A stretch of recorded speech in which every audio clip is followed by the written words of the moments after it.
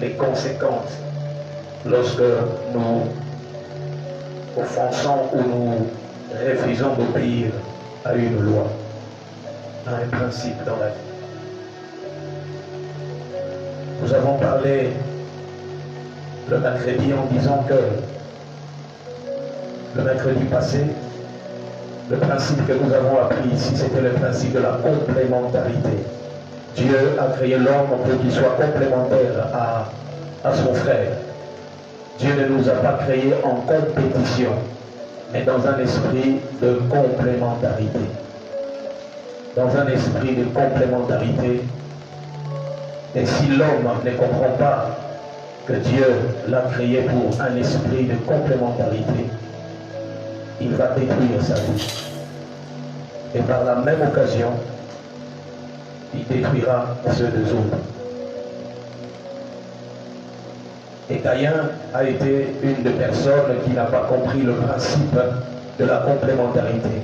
Même Adam aussi et Ève n'ont pas compris ce principe qu'ils étaient complémentaires. L'un a voulu faire le travail de l'autre, alors que le principe était clair, qu'ils devraient se compléter. Mais aujourd'hui, nous allons voir le critère ou le caractère de cet Abel qui, à la fin, va dégager le thème qui sera dévoilé au fur et à mesure que nous avançons. J'ai étudié les actes de Caïn, j'ai compris un autre principe. Et le principe que j'ai compris ici est un principe très important. Très important. Car c'est un des principes moteurs. Plus tard, ça sera la cause pour laquelle Dieu détruira le monde. Plus tard, Dieu va se décider à détruire le monde à cause de ces principes. Plus tard, Dieu se déterminera aussi de détruire Sodome et Gomorrhe. Et si nous allons très loin jusqu'à aujourd'hui, Christ sur la terre est venu à cause de ces principes. Et il reviendra afin de juger les hommes à cause de ces principes. Ce principe n'est rien d'autre que le principe du cœur. Ton cœur. Je suis sûr que tu notes, car il est important de garder ce que Dieu te dit, cela te dira un jour. Le principe du cœur, mais ce n'est pas notre thème. Notre thème est simplement change ton cœur. Pendant que mon frère adorait Dieu et conduisait tout le monde dans l'adoration, il a parlé de ces chansons qui dit il ne change pas. Dieu ne change pas, mais les hommes sont appelés à changer leur cœur. Dieu ne change pas, mais il impose à l'homme le changement du cœur. Depuis la chute de l'homme dans le jardin d'Éden, le cœur de l'homme a été transformé, orienté vers le mal. Le cœur de l'homme est devenu méchant. Le cœur de l'homme est devenu tortueux par-dessus tout. Et d'ailleurs, plus tard, Dieu dira, le cœur de l'homme est tortueux par-dessus tout. Le cœur de l'homme est mauvais par-dessus tout. Chaque personne doit se rendre compte que tu n'es pas conscient de ce que tu peux faire si tu ne gères pas très bien ton cœur. Si tu ne gères pas bien ton cœur, tu seras surpris de ce que ton cœur peut te pousser à faire. Si tu ne vérifies pas, tu ne filtres pas, qu'est-ce qui doit entrer dans ton cœur? Qu'est-ce qui doit y demeurer? Et qu'est-ce qui doit être enlevé? Si tu ne prends pas soin de ton cœur, tu seras surpris toi-même de ce que tu deviendras demain. Et quand ta conscience te reprochera, tu n'auras que la culpabilité dans ton cœur, malheureusement. Voilà pourquoi ce matin, Dieu m'a mis à cœur de pouvoir parler à quelqu'un et me parler à moi-même que nous devrions veiller sur notre cœur. Travaille ton cœur pour le changement. Voilà le thème. Travaille ton cœur pour le changement. Travaille. C'est un exercice de tous les jours. C'est un exercice, une discipline quant à ce qui est du cœur. Nous prenons la discipline de garder une bonne taille, de garder un bon teint, de garder un bon silhouette, un bon sourire. Mais des fois derrière nos sourires, derrière nos silhouettes, derrière nos vestes, derrière nos beaux habits, se cachent des cœurs meurtris, mauvais, tortueux, de cœurs assassins, de cœurs méchants.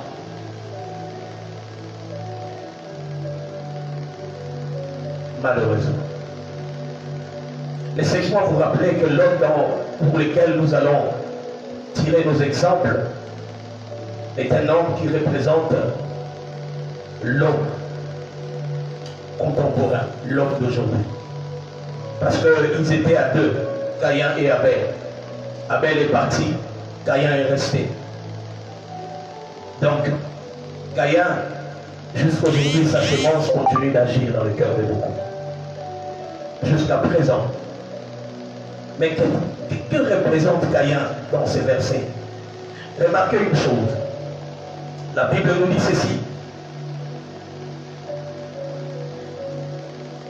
Ève mit au monde Caïn et Abel. Et qu'est-ce qu'il dit? Avec l'aide du Seigneur, j'ai donné la vie à un petit homme. Avec l'aide du Seigneur. C'est que c'est Dieu qui a intervenu pour que Caïn naisse et Abel. La source de tout, le Abba de la vie de Caïn et d'Abel, c'était Dieu. Donc Dieu a déposé des semences dans la vie de Caïn et même dans la vie d'Abel. Mais malheureusement, plus tard, Caïn a laissé son cœur être détruit. Parce qu'il n'a pas veillé à écouter ce que Dieu lui a dit. Mais qu'est-ce qui était Caïn? Qui il était réellement? Frères, sœurs, Caïn était un chrétien. S'il était aujourd'hui, on dira que Caïn est un chrétien. Je vais vous le démontrer. Caïn n'était pas un homme avec des cordes à la tête, non. Caïn était un bel homme, un bon enfant. Caïn était souriant. Caïn parlait, il avait des contacts, des relations. Caïn, s'il était aujourd'hui, on dira de Caïn, c'est un bon frère. Pourquoi Caïn serait-il un bon frère? Remarquez. On nous dit ceci.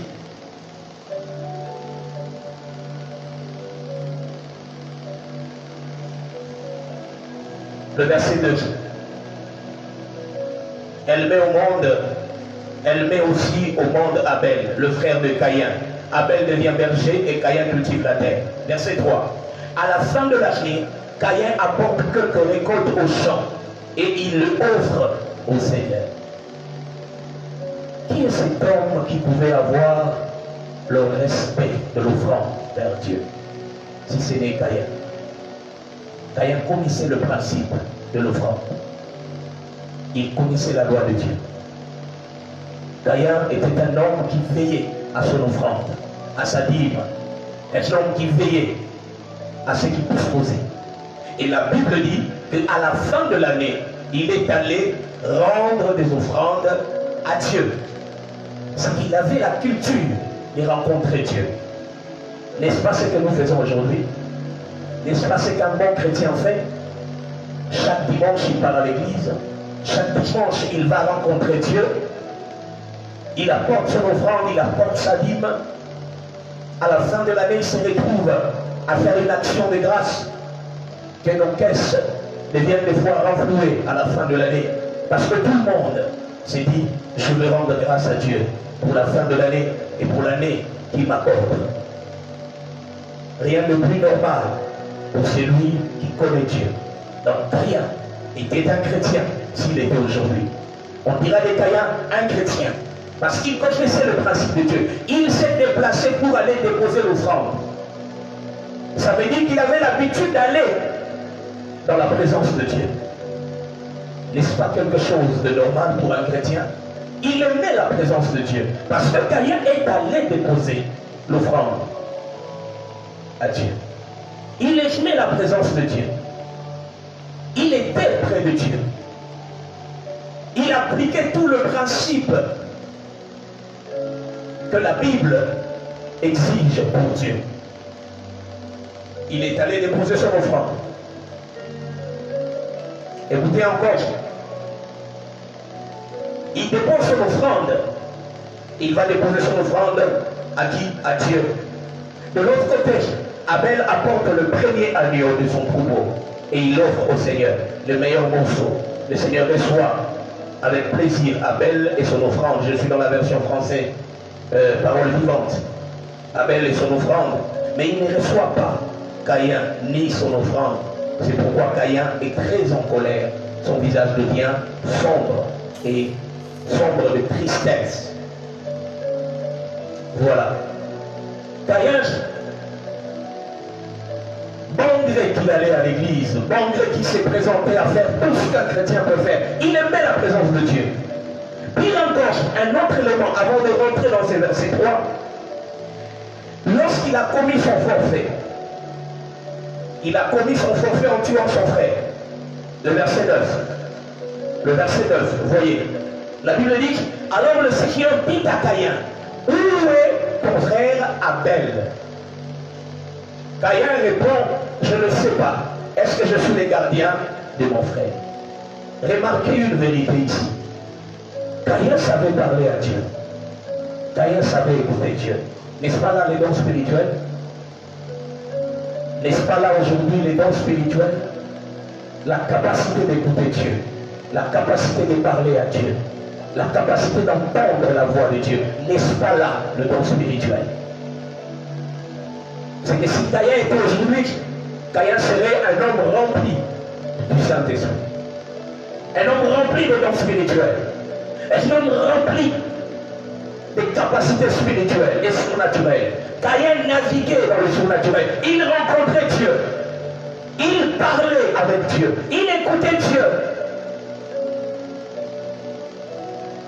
N'est-ce pas là ce que nous recherchons aujourd'hui? N'est-ce pas là le critère pour nous de décider que tel est réellement au fond de Dieu qui ne l'est pas? Les dons spirituels agissaient dans le cœur de Caïn, dans la vie de Caïn. Il écoutait Dieu, il parlait à Dieu. Dieu lui parlait. Laissez-moi conclure un élément avant d'avancer. Vous pouvez avoir les dons spirituels. Vous pouvez servir Dieu. Vous pouvez écouter Dieu. Vous pouvez parler à Dieu en ayant un cœur méchant. C'est possible. C'est possible de parler à Dieu. C'est possible d'écouter Dieu tout en gardant un cœur qui est méchant, un cœur qui est mauvais. Et un cœur jaloux, un cœur prêt à détruire l'autre. Si aujourd'hui, nos églises ne sont plus des endroits fiables, ne sont plus des endroits des arbres de paix, des endroits où les gens peuvent venir et se sentir à l'aise, tel que Dieu le voulait, que cela soit un cité de refuge, un endroit où les hommes peuvent venir se réfugier, c'est à cause du cœur de l'homme. Le cœur de l'homme aujourd'hui est méchant, mauvais, avec les dons spirituels, avec les capacités. Cela n'empêche pas Dieu de te parler quand ton cœur est mauvais. Dieu peut te parler, mais dans le but de pouvoir te pousser à changer. Remarquez dans la Bible, Dieu parle même au diable. Le diable parle avec Dieu. Il monte même dans la présence de Dieu. Rappelez-vous dans le livre de Job, le diable est allé accuser Job. Où ça? Dans la présence de Saint. Le principe de Dieu, dans la pensée de Dieu, en traitant le cœur, il peut te laisser se rapprocher de lui. Il peut permettre que le don, t'accorder le don qu'il possède. Mais tout ça dans le but de pouvoir t'aider à changer les cœurs. Je ne cesse de le dire. Lorsque Adam et Ève ont péché, la Bible dit Dieu est venu appeler Adam. Adam, où es-tu? Est-ce que Dieu ne savait pas où était Adam? Il le savait. Mais le problème, Dieu ne cherchait pas Adam en tant que personne. Dieu cherchait le cœur d'Adam. Parce que le cœur d'Adam avait changé d'orientation. Son cœur avait changé d'orientation. Son cœur commençait à se tourner vers ce qui était mal. Mais cela n'a pas poussé Dieu à le rejeter. Dieu l'a encore gardé près de lui, dans le but de l'aider à transformer son cœur. Je serais rappeler à quelqu'un tes dons spirituels, la capacité que tu as à parler de Dieu, à écouter Dieu, ne sont pas suffisantes. Ces capacités ne sont pas suffisantes pour que tu sois admis, agréé par Dieu. Pour que Dieu t'agrée, ce ne sont pas les dons spirituels que Dieu agrée. Les dons spirituels sont des choses qu'il possède et qu'il peut le donner à qui le veut, à qui le désire. Dieu est un gentleman. Dieu est une autorité assez aimable. Il peut permettre l'audience de quelqu'un qui n'a pas un bon cœur. Donc Dieu peut te laisser entrer dans sa présence. Dieu peut te laisser rencontrer sa présence. Dieu peut te laisser être en contact avec la présence de Dieu. Mais le but de Dieu n'est pas de te laisser s'approcher de lui pour te faire croire que tu es agréé. Non. Quand Dieu te laisse s'approcher de lui, c'est parce qu'il veut toucher ton cœur. Il veut de plus en plus se rapprocher de ton cœur. Dieu nous laisse avoir des dons spirituels. Il nous laisse avoir des capacités. Il peut permettre à ce que la personne soit comme je suis. Pasteur de surcroît, un grand homme reconnu, parlant de la part de Dieu, faisant de miracles. Ça n'inquiète pas Dieu.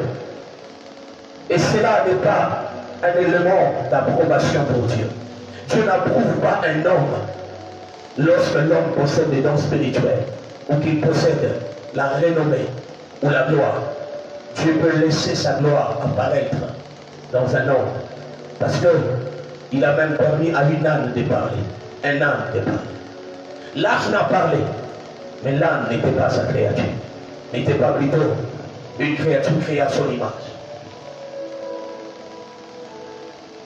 Ne nous fions pas à l'accès que nous avons dans la présence de Dieu pour nous dire que nous sommes approuvés. Ne nous fions pas au don spirituel que Dieu nous donne.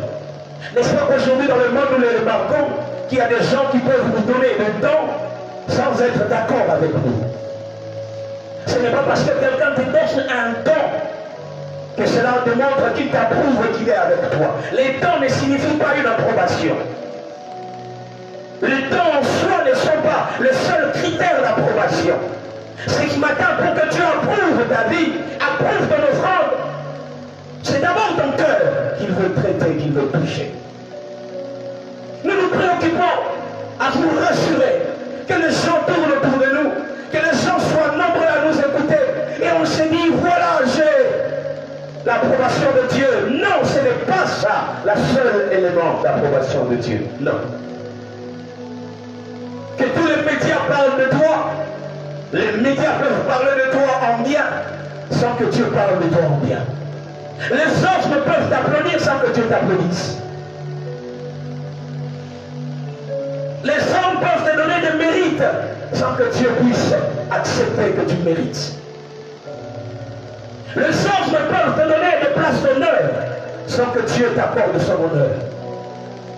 Les hommes peuvent t'accorder une forme d'approbation humaine sans que Dieu t'approuve réellement. N'est-ce pas qu'il dira à Samuel, Samuel, Samuel, Samuel, fais attention.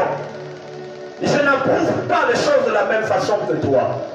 Les hommes regardent ce qui frappe l'œil, mais moi, je regarde au cœur.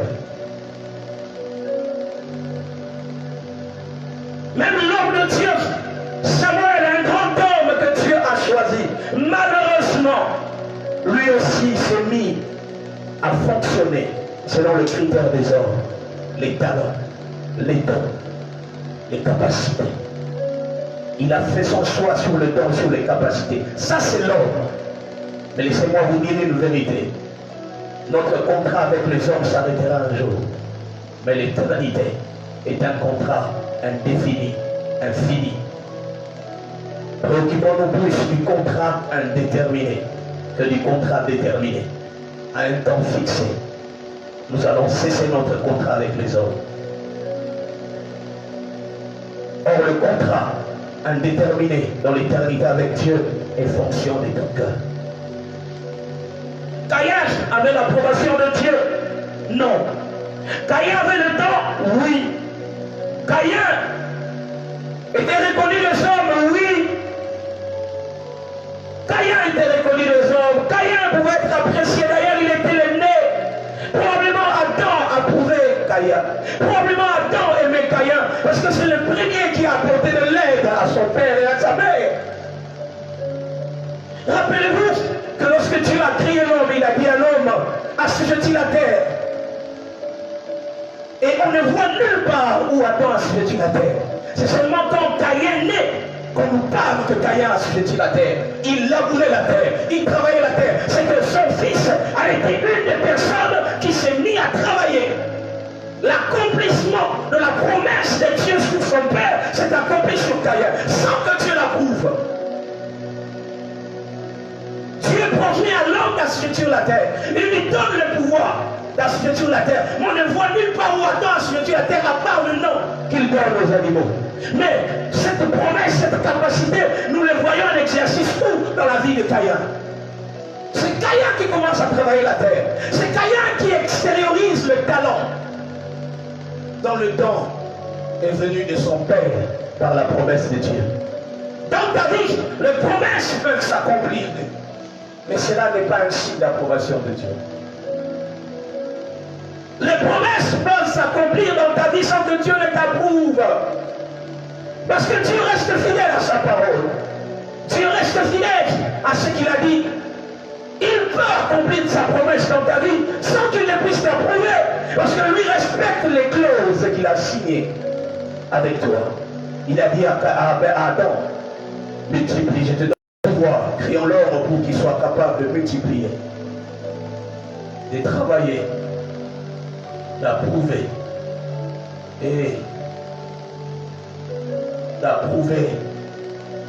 et de pouvoir travailler. Frères, sœurs, il est important de comprendre une vérité. Les promesses de Dieu peuvent s'accomplir dans ta vie sans que Dieu ne t'approuve. Alors ne te fie pas uniquement à l'accomplissement de promesses dans ta vie. Ne te fie pas uniquement aux promesses de Dieu. Dieu peut accomplir ses promesses dans ta vie sans qu'il ne t'approuve. Est-ce que tu peux répéter ça à ton voisin? Dis-le-lui.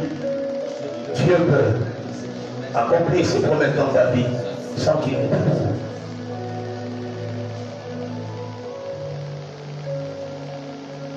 Répète-le, tu peux avoir les talents venant de Dieu sans que Dieu ne soit avec toi.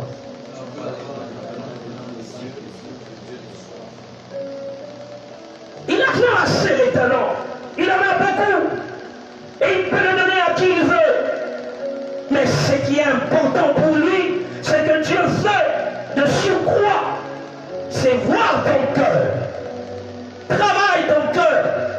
Modifie-le selon les conditions de Dieu. Voilà pourquoi Abel, un enfant de Dieu, Abel, une créature de Dieu, Abel, un serviteur de Dieu, Caïn plutôt, Caïn, un serviteur de Dieu, Caïn, un homme rempli des dons, Caïn, un homme rempli des exploits de Dieu, Caïn, un homme prêt à servir Dieu, Caïn, un homme prêt à donner sa dîme, Caïn, un homme prêt à donner ses offrandes, Caïn, un homme prêt à tout donner pour la gloire de Dieu, sans que Dieu ne l'approuve. Lorsque j'ai essayé de voir ces choses, j'étais ébranlé en moi-même. Je me suis remis en question dans plusieurs choses. Et en vous parlant de ces choses, mon cœur est très attristé. Car nous voyons aujourd'hui, autour de nous, en nous, que la plupart des fois, notre cœur n'est pas approuvé par Dieu. Notre cœur n'est pas approuvé par Dieu. Mais nous voulons nous fier aux petits éléments, aux petites capacités que Dieu donne. Écoutez une autre vérité. Caïn a eu des récoltes de son champ Caïn a eu des récoltes de son champ. Les récoltes de son champ expriment ou présentent les bénédictions, la réussite, le succès. Il a semé, il a récolté le fruit de son travail. Tu peux travailler, avoir de bons résultats sans que Dieu ne t'approuve. Malheureusement. Tu peux être riche, avoir les bénédictions de Dieu sans que Dieu ne t'approuve. Parce que Caïn a eu le résultat de son travail, de son champ. Toutes les bénédictions que Dieu peut nous accorder ne sont pas des signes de l'approbation de Dieu. Tu peux être béni matériellement, financièrement, sans que Dieu ne t'approuve. Il peut le faire quand il veut. Il peut permettre que tu réussisses. Oui, il a permis que les bateaux viennent à Ninive pour éloigner Jonas. Ce n'est pas parce que les bateaux viennent à Ninive, ce n'est pas parce que les bateaux viennent pour t'éloigner de la mission de Dieu que Dieu t'approuve. Non. La présence du bateau ne signifie pas que Dieu t'a approuvé dans tes voies. Jonas voulait fuir parce que son cœur était méchant. Il voulait la vengeance pour la ville de Ninive. Il voulait la vengeance, son cœur était mauvais, meurtri. Il voulait une vengeance humaine. Et il voulait fuir, refusant d'accomplir la volonté de Dieu. Parce que son cœur était mauvais. Mais Dieu n'a pas empêché les bateaux de venir le prendre et d'éloigner de plus en plus. Laissez-moi vous dire une chose, les portes peuvent s'ouvrir dans votre vie pour éloigner votre cœur de Dieu. Mais cela n'est pas une approbation de Dieu. Voir les portes s'ouvrir dans votre vie ne signifie pas nécessairement que Dieu vous approuve. Car il y a des portes qui viendront, non pas pour vous rapprocher votre cœur près de Dieu, mais pour éloigner votre cœur de Dieu.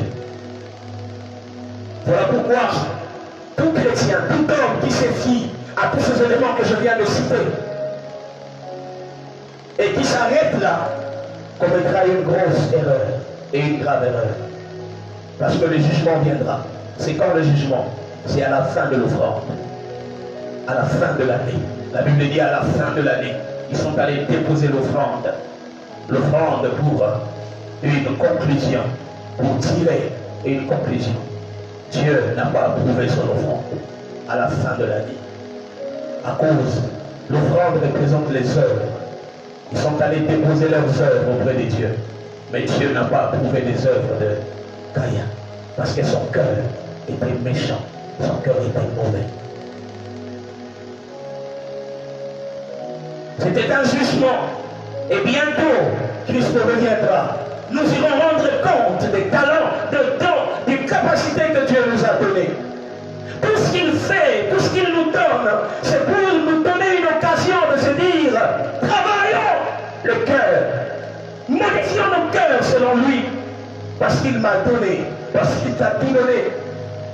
Parce qu'il t'a tout donné. Toutes les capacités que Dieu t'a données sont des signes qui démontrent que lui a un bon cœur. Et il veut voir cela en toi.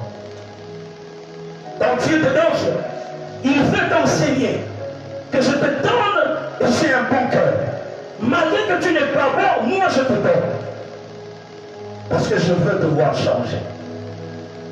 Frères, sœurs, les dons spirituels, les grâces, les promesses, l'accomplissement des promesses ne signifie pas nécessairement que Dieu nous approuve. Alors vérifie ton cœur.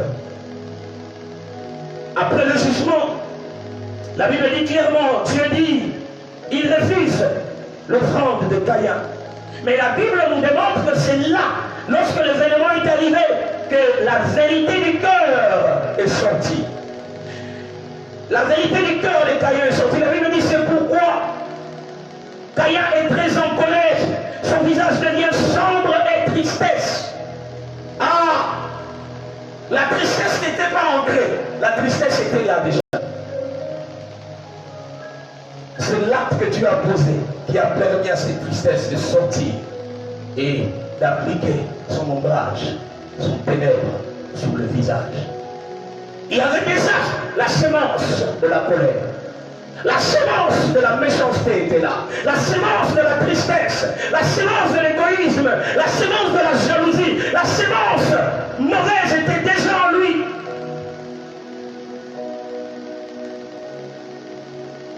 Ces semences étaient mauvaises, étaient déjà en lui.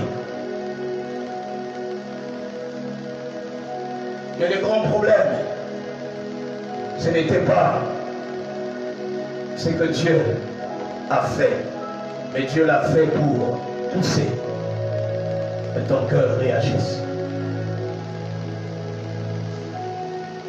C'est triste, malheureusement. C'est triste, malheureusement. Malheureusement.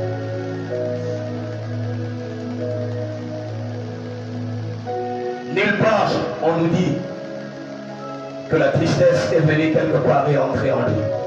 Les semences étaient là. Et toutes les semences étaient en train de se préparer pour pousser. Caïn a posé de l'acte. A posé un acte méchant. Pour commencer à se réunir. La tristesse, la méchanceté, commencer à sortir dans son cœur, afin de le pousser à poser un acte. Je voudrais dire à quelqu'un, il y a encore de l'espoir, parce que tu n'as pas encore posé de l'acte.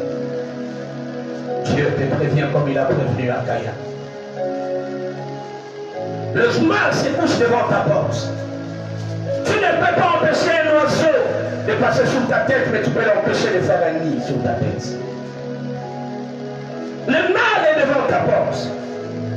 Les mauvaises pensées peuvent venir habiter ton cœur, peuvent venir frôler, solliciter l'entrée dans ton cœur, mais ne les laisse pas habiter et ériger demeure dans ton cœur. Les pensées de la médiocrité, les pensées sales, les pensées de la destruction, les pensées de la jalousie peuvent venir demander un contrat de location. Oui, parce qu'ils ne sont que des locataires. N'accepte pas tout locataire dans ton cœur. N'accepte pas tout locataire dans ton cœur. Je disais, n'accepte pas tout locataire dans ton cœur. Veille! Quel est le locataire qui est venu loger dans un compartiment de ton cœur? Chaque locataire a le devoir de payer le loyer. Oui, le loyer qui est le résultat de son travail. Le locataire dans une maison travaille et à la fin il paye le loyer au propriétaire. Tout ce que tu fais loger dans ton cœur travaillera dans ton cœur et te restituera un salaire à la fin. Et le salaire qu'il te donnera te poussera à agir comme un bailleur qui reçoit le salaire, le loyer de tous ses locataires, il utilise cela. Attention, qui est ton locataire? Qui vit dans ton cœur? Qu'est-ce que tu vas laisser loger dans ton cœur? Qu'est-ce que tu vas laisser loger? Est-ce de l'amertume? Est-ce de la haine? Est-ce de la jalousie? Est-ce la capacité de détruire ton frère, de détruire ta soeur? Est-ce la facilité de voir la chute de l'autre? Laisse-moi te dire que tu peux devenir grand sans écraser un autre. Tu peux monter sans que tu montes sur les autres. Chacun a une échelle destinée pour lui. Fais attention, frères et sœurs. Veille sur ton cœur. Malheureusement, Caïn n'a pas veillé sur son cœur. Il n'a pas veillé sur son cœur. Et ce matin, je me retenir. Travaille ton cœur. Veille aux locataires qui viennent loger. Ils peuvent solliciter l'entrée. Mais toi, choisis. Sélectionne qu'est-ce qui doit venir habiter. Voilà pourquoi la Bible dit que tout ce qui est digne, que tout ce qui est aimable, que tout ce qui est considérable, que tout ce qui est vrai soit l'objet de vos pensées. Donnez-moi ce verset, c'est dans le livre de Éphésiens, Philippiens 4, 8. Lisons-le, Philippiens 4, le verset 8. Philippiens 4, le verset 8. Oh mon Dieu, fais-nous grâce. Fais-nous grâce, Seigneur. Fais-nous grâce, Seigneur. Fais-nous grâce, Jésus. Fais-nous grâce, Seigneur. Mon cœur éternel est meurtri pendant ce moment. Mon cœur a mal. Yahweh, je me pose la question si moi-même suis approuvé par toi.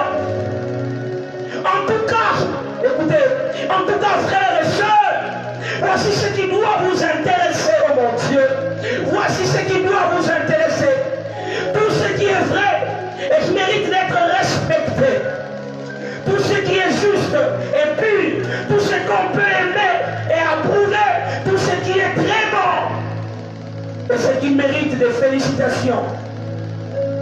Faites ce que vous avez appris de moi, ce que vous avez reçu et entendu de moi, ce que vous m'avez vu faire, et le Dieu qui donne la paix sera avec vous.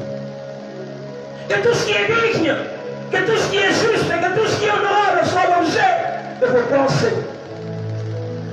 Ma version en moi dit, tout ce qui doit vous intéresser, oui frères, sœurs, c'est là où je disais que travailler son cœur est un principe, c'est un exercice. Il faut s'intéresser à ce qui est juste, à ce qui est vrai, à ce qui est honorable, à ce qui est respectable, à ce qui est approuvé par Dieu, à ce qui mérite les félicitations de Dieu. Intéressez-vous à ces choses. Ne laisse pas ton cœur divaguer, ne laisse pas ton cœur vagabonder, ne laisse pas ton cœur trébucher de part et d'autre. Veille sur ton cœur, veille sur ton cœur, veille sur ton cœur, travaille ton cœur. Que tout ce qui est aimable, que tout ce qui est digne de confiance soit l'objet de vos pensées. Seigneur, aide-nous à travailler nos cœurs. Nous sommes incapables à ce niveau. Et si vous êtes incapables, voilà pourquoi la Bible dit à tous ceux qui l'ont reçu, à tous ceux qui croient en son nom, il leur a donné le pouvoir de devenir enfants de Dieu. Où est-ce que nous recevons Jésus? C'est dans notre cœur. Voilà pourquoi la Bible dit dans le livre d'Apocalypse qu'il toque, qu'il frappe à la porte de ton cœur. Comme toutes les pensées qui viennent, Dieu a besoin qu'il soit le seul locataire dans ton cœur. La Trinité veut être le seul locataire qui occupe tous les compartiments de ton cœur. La Trinité désire être le seul locataire. Frères, sœurs, car si le seul locataire de la Trinité, ce jour-là, il sera. C'est eux qui te jugeront. C'est le Dieu Elohim qui te jugera à la fin. Mais si c'est lui qui habitait dans ton cœur, rien de plus simple que de te dire tu es exempté. Tu es exonéré du jugement.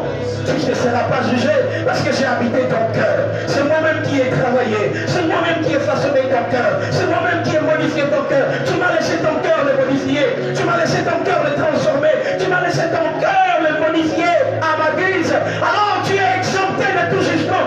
Va, entre dans la joie de ton maître. Voilà ce qui doit nous intéresser. Notre cœur. Notre cœur. Notre cœur, frères, sœurs. Aujourd'hui, le monde se meurt à cause du cœur. Aujourd'hui, les églises ne sont plus puissantes à cause du cœur. Aujourd'hui, nous perdons la confiance des autres à cause du cœur. Aujourd'hui, les orphelins joncent les maisons. Aujourd'hui, les orphelins, les orphelines sont nombreux dans ce pays. Aujourd'hui, des enfants dont le cœur a été blessé sont nombreux.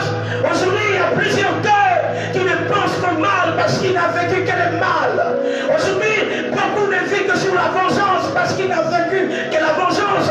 Beaucoup aujourd'hui ne jurent que sur la destruction des autres parce que lui-même a été détruit. Aujourd'hui, plusieurs ne réfléchissent comment détruire l'autre parce que lui-même est détruit dans son cœur. Oh frère, sœur, mais je veux te dire, quand Christ est entré dans ton cœur, quand tu le laisses façonner ton cœur, même quand on t'a fait du mal, ne laisse pas ton cœur devenir mal parce qu'on t'a fait du mal. Ne laisse pas ton cœur être détruit parce qu'on t'a détruit. On a détruit ta vie, mais pas ton cœur. Or le cœur est en fait la source de tout, le Abba.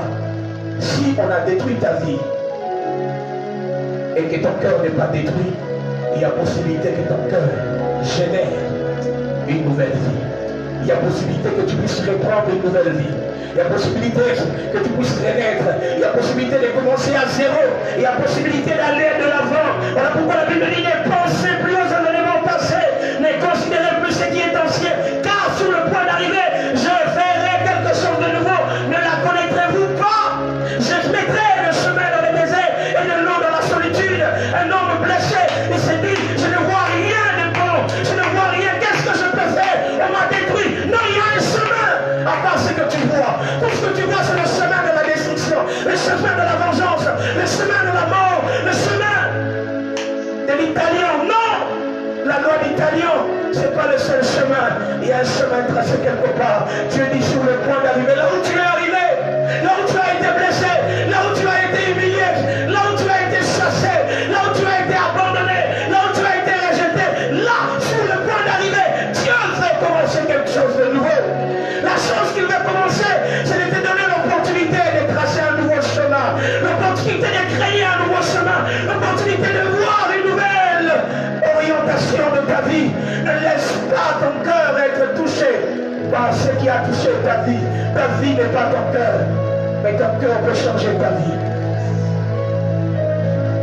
Ta vie n'est pas ton cœur, mais ton cœur peut changer ta vie. Laisse Dieu toucher ton cœur.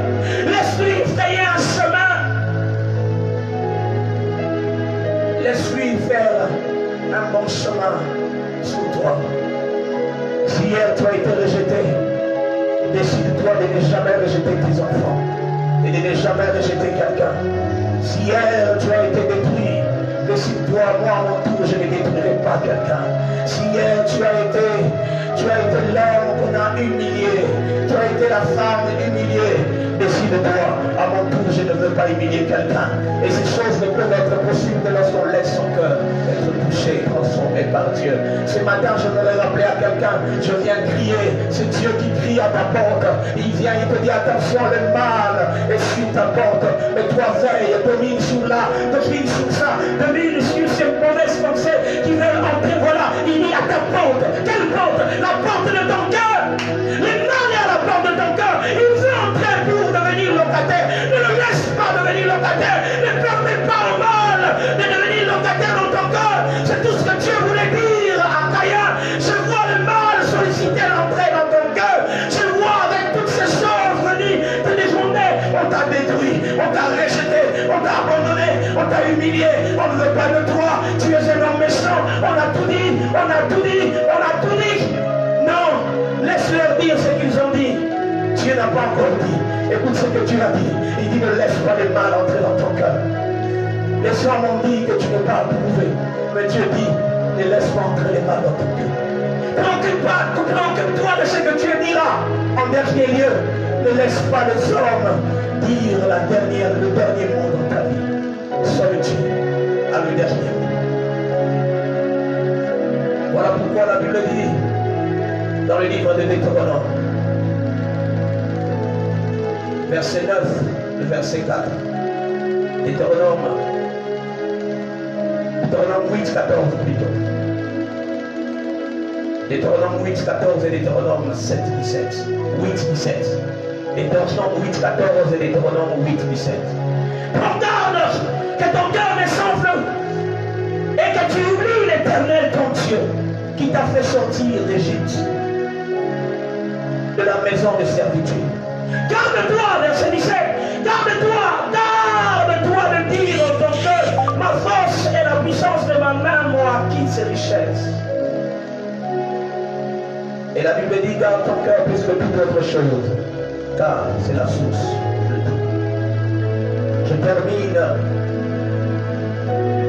cette notification, cette alerte qui vient te dire, attention, veille sur ton cœur. Laisse Dieu travailler ton cœur. Laisse Dieu te donner un bon cœur. N'est-ce pas que la Bible dit, je mettrai en eux un cœur et ils vivraient. Je changerai leur cœur de pierre en cœur de chair et ils vivraient. Seul Dieu a le pouvoir de changer ton cœur. Seul Dieu a le moyen de modifier ton cœur. Laisse le traiteur, laisse le médecin du cœur te toucher. Ne laisse pas les événements changer ton cœur. Ne laisse pas les réalités transformer ton cœur. Laisse Dieu changer ton cœur. Est-ce que tu peux répandre ton cœur devant Dieu? Y compris moi, y compris toi. Sois l'artisan de celui qui travaille le cœur. Tu es un parent, veille à ce que tes enfants n'aient pas un mauvais cœur. Un cœur qui peut faire l'autre du mal, non. Quand nous sommes en famille, En famille, on ne se fait pas du mal. En famille, on se soutient. En famille, on s'entraide. En famille, on se supporte. En famille, on porte l'ordre. En famille, on peut punir. Oui, mais dans le but de guérir. Alors, parents, veille sur tes enfants. Ne laisse pas un cœur mauvais entrer dans le cœur de tes enfants. Ça, c'était l'erreur d'Abel et Adam. Adam et Ève ont manqué à leur responsabilité de parents. Ils n'ont pas veillé à instruire leurs enfants, à travailler leur cœur. Beaucoup de parents ont laissé la haine entrer dans le cœur des enfants. Et plus tard, ces enfants sont devenus les destructeurs dans le monde. Car en famille, c'est le lieu où il faut traiter le cœur. Le lieu où on traite le cœur, c'est en famille. C'est la responsabilité des parents. Dès le bas âge, travaille le cœur de ton fils. Travaille le cœur de ta fille. Travaille le cœur. Et en famille, à l'église, c'est le lieu où le père de l'église travaille le cœur. Oui, laisse ton pasteur travailler ton cœur. En bien sûr. Laisse ton responsable spirituel travailler ton cœur. Laisse ton aîné spirituel travailler ton cœur. Laisse celui que tu as établi devant toi travailler ton cœur. Car Dieu l'utilise pour travailler ton cœur, pour modifier ton cœur. Car demain est meilleur qu'aujourd'hui. Demain, il y a un avenir meilleur. Mais cela dépend seulement de ton cœur. Ce que tu feras de ta vie demain dépend de ton cœur. Ce que tu feras demain dépend de ton cœur. Si aujourd'hui Dieu ne t'a pas approuvé, ce n'est pas la dernière approbation. Il y a encore une séance d'approbation qui arrive. Les années se succèdent. C'est ce qu'Abraham a oublié. Si cette année, tu n'as pas été approuvé, alors travaille ton cœur pour l'année prochaine. L'année prochaine, tu seras approuvé. Ça ne vaut pas la peine de détruire ton frère parce que cette année tu n'as pas été approuvé. Ce n'est qu'une question d'année, c'est une question de temps. Si aujourd'hui tu n'es pas approuvé, demain tu le seras. Si demain tu n'as pas été choisi, demain tu le seras. Si demain tu n'as pas été sélectionné, demain tu le seras. Si aujourd'hui tu n'as pas été sélectionné, demain tu le seras. Il y a une possibilité, il y a un nouveau chemin qui se trace devant toi. Mais le problème c'est ton cœur. C'est ton cœur, c'est ton cœur. Laisse ton cœur être touché par Dieu. Laisse ton cœur être modifié par Dieu. Laisse ton cœur être changé par Dieu. Je laisse parler mon cœur. Oh, oh, je laisse parler. Je laisse parler mon cœur. Oh, laisse parler ton cœur. Dis à Dieu, mon cœur est meurtri. Mon cœur a de la vengeance. Mon cœur a de la douleur. Oh Jésus, je laisse parler mon cœur. Laisse couler ton cœur. Laisse répandre ton cœur devant Dieu. Qu'il comprenne ce qui est dans ton cœur. Oh, je laisse parler mon cœur. Je laisse parler.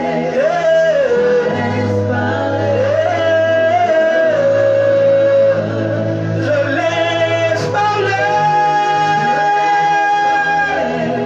Je laisse parler mon cœur.